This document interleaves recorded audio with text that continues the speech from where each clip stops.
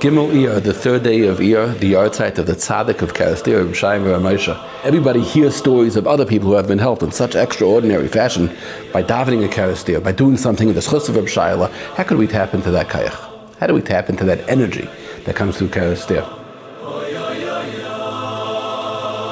People in Hungary knew of 100 years ago that if they had any sort of stomach ailments and any sort of pain, they can go to Kerestir, and even people who couldn't tolerate foods normally can go to Kerestir for Shabbos, and they could eat over there, and they would feel fine. It would have no ill effects on them. And there was a certain year that came from Budapest. He had terrible stomach pains. He hadn't been able to eat chulent on Shabbos in 20 years. Anything hot or spicy or oily just didn't work for him.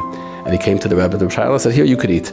This Yid came Shabbos, and he ate the chulent, and it had no ill effects. It was delicious, it was nourishing, and he felt very good. And he went home and he told his wife, he says, "You have to find out what the recipe is that the Rebbitzin uses, because that was delicious and it didn't hurt me at all." So his wife traveled to Kerestir as well, and she went to the Rebbitzin Sarah, the wife of Rabbi Shayele, and she said, "How did you make your chulent? My husband can't tolerate mine or anybody else's, and yours had no ill effects on him. What did you do?" So the Rebbitzin told her recipe. She had put in a little potato, a little salt, a little oil, she had a bissel hearts, and she told her how she does it. She came back the next week. She said, "That was terrible. I did exactly what you said. I followed your instructions, and my husband was in agony from my chulent. His stomach was really hurting him very badly, but I did exactly what you said."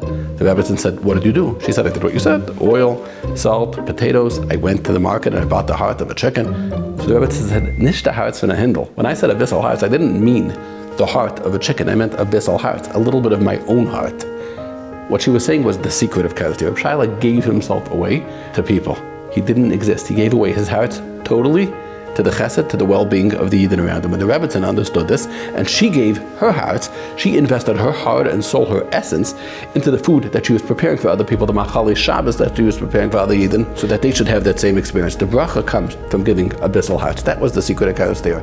How do we give a bissel hearts? What does that even mean? Do you put a nickel in a pushka? It's important. How do you give hearts to the Ribono Shel Olam? By taking something which is so precious to you, which is so part of you, which is part of your essence, and you're going against your most base instinctive desires and saying, "Ribono Shel Olam, this is for you." When we walk in the street, it's hard not to look. We're being pulled this way, we're being pulled that way. It's alluring, it's appealing. We say, "No, we're not doing that." We're giving a bissel of hearts, and we're tapping into the bracha of Kerestir. We ask the Ribono Shel Olam, have compassion, have mercy on us. Why? Because we look to you, Ribono Shel Olam.